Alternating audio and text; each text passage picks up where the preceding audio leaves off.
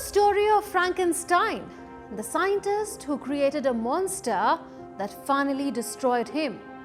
Pakistan is the best example of that story. Pakistan's intelligence agency, the ISI, appears to be building a dangerous alliance. Two notorious terror groups, Lashkar-e-Taiba or LET and Islamic State Khorasan Province or ISKP, which were earlier dead enemies, are now moving together under ISI's control.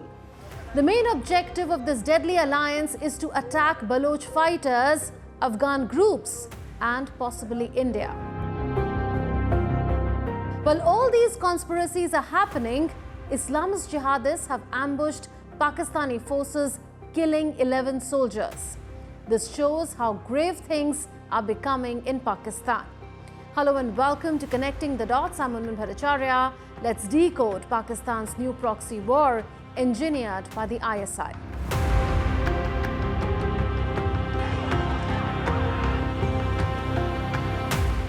Let's understand the main players one by one.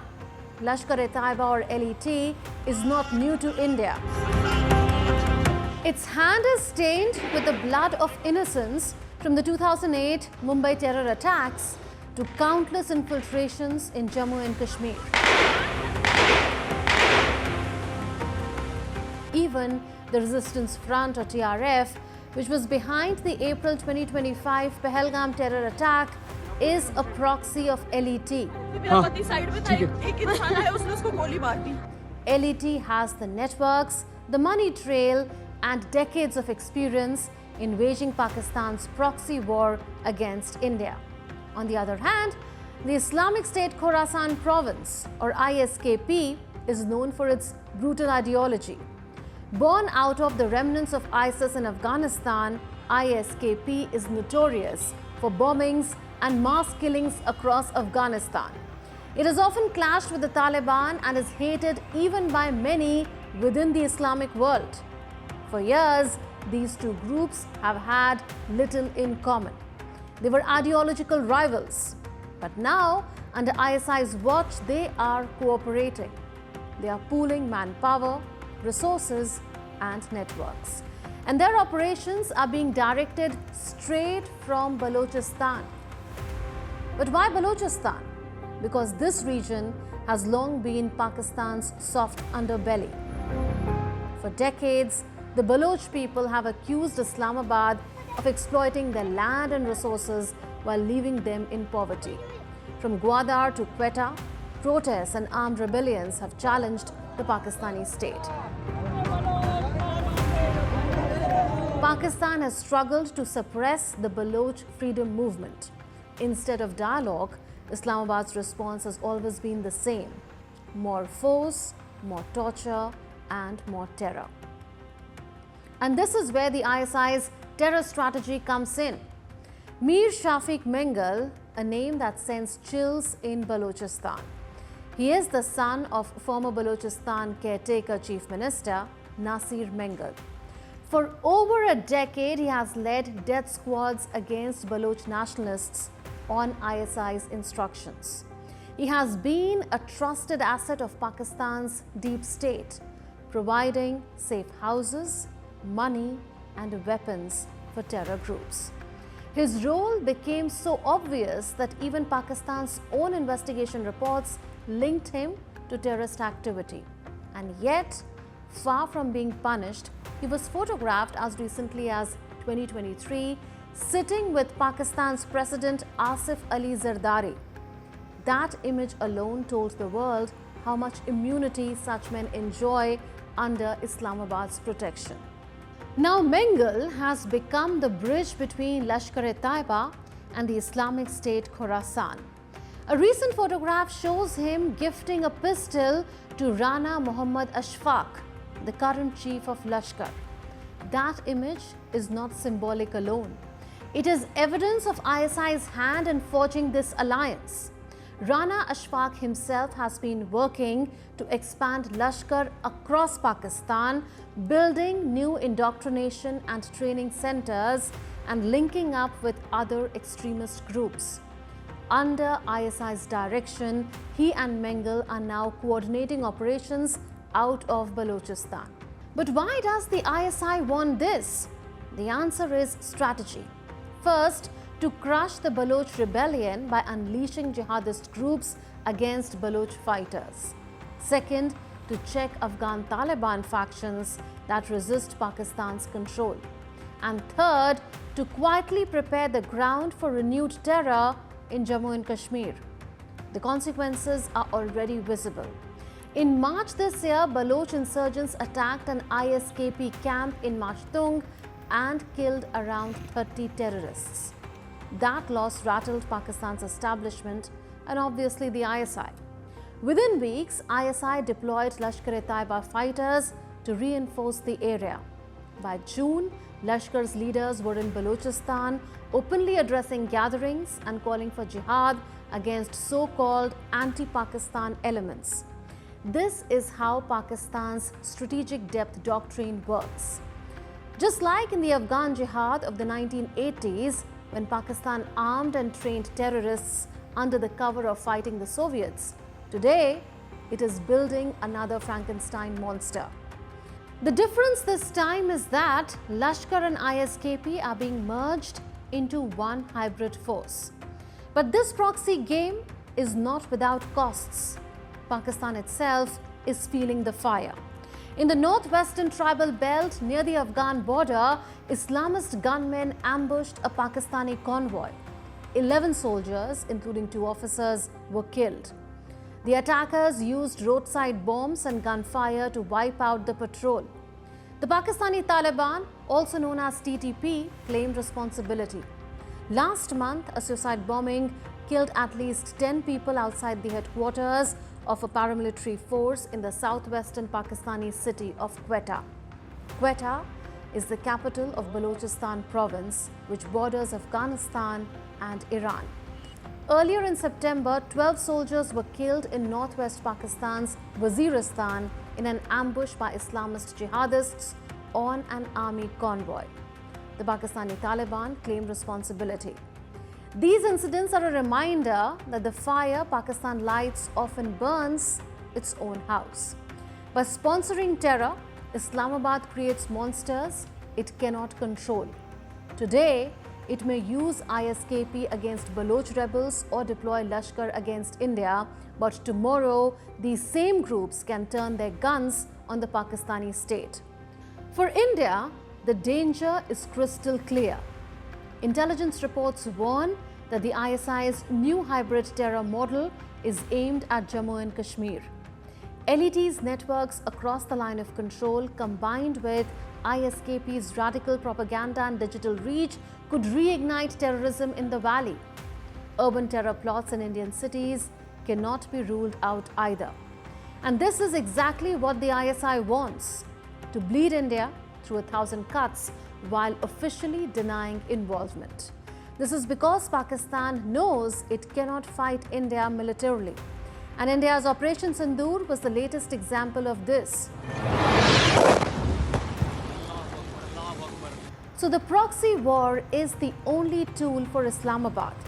The pattern is familiar. Pakistan has long used groups like Lashkar-e-Taiba, Jaish-e-Mohammad and the Taliban to achieve its goals. Now, by uniting Lashkar with the Islamic State Khorasan, it is creating an even more dangerous force. For the world, this should ring alarm bells. The killings of Pakistani soldiers show how fragile Pakistan's own internal security has become. Yet, instead of dismantling these terror networks, its deep state is doubling down by weaponizing terrorists at home and abroad. Pakistan's war through proxies is not over. It is simply evolving into a deadlier form with the Lashkar-ISKP nexus under ISI to launch a new wave of terror. And when it does, the blood of innocent lives will once again be on Pakistan's hands.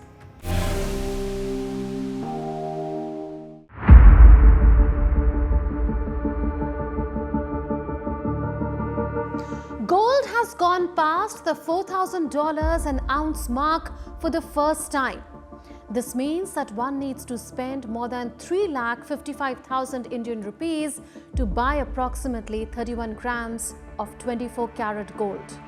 So why are gold prices skyrocketing? Why is gold more expensive than ever before? What does the future hold? And will gold be affordable ever again for the common man? Let's connect the dots.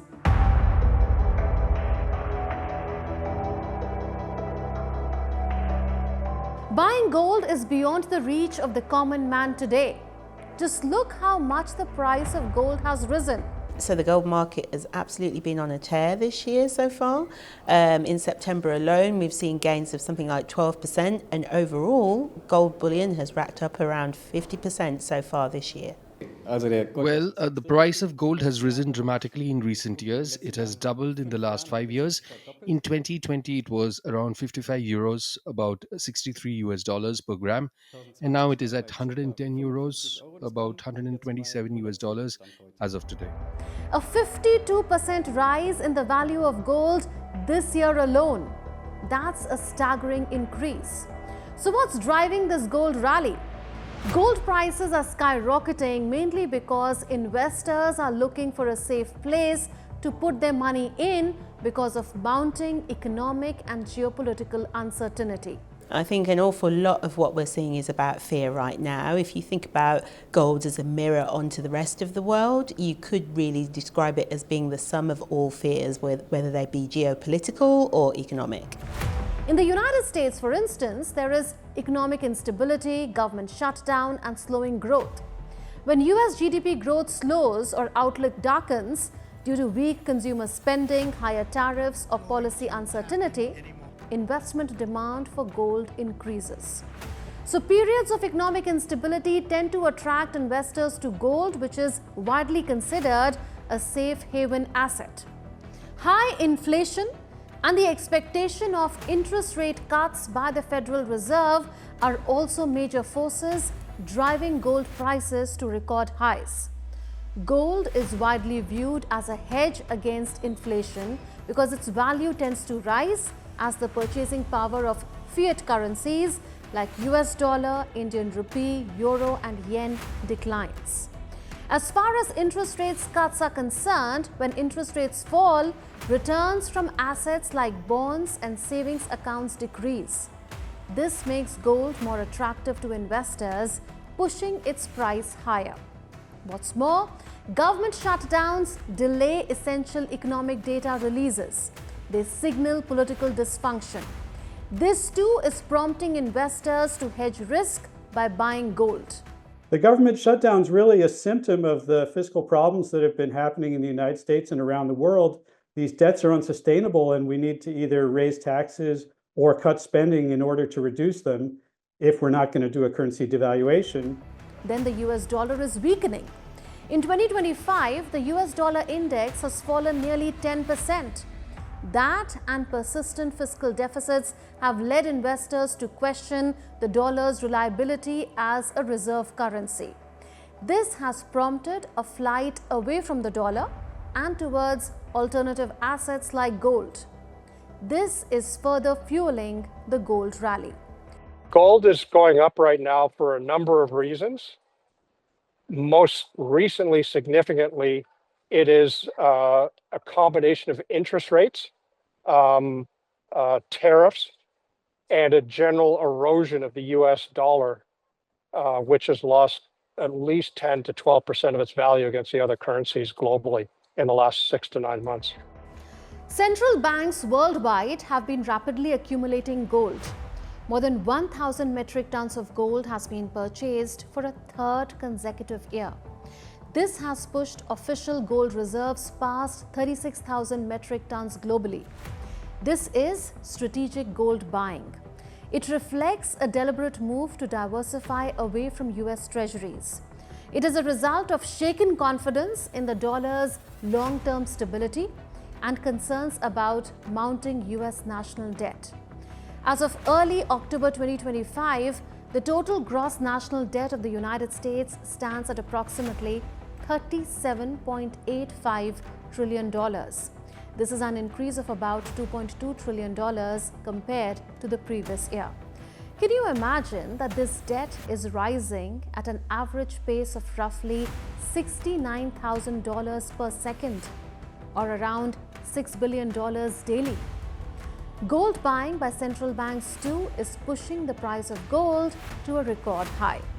According to the World Gold Council, more central banks plan to add to their gold reserves within a year despite high prices for the metal.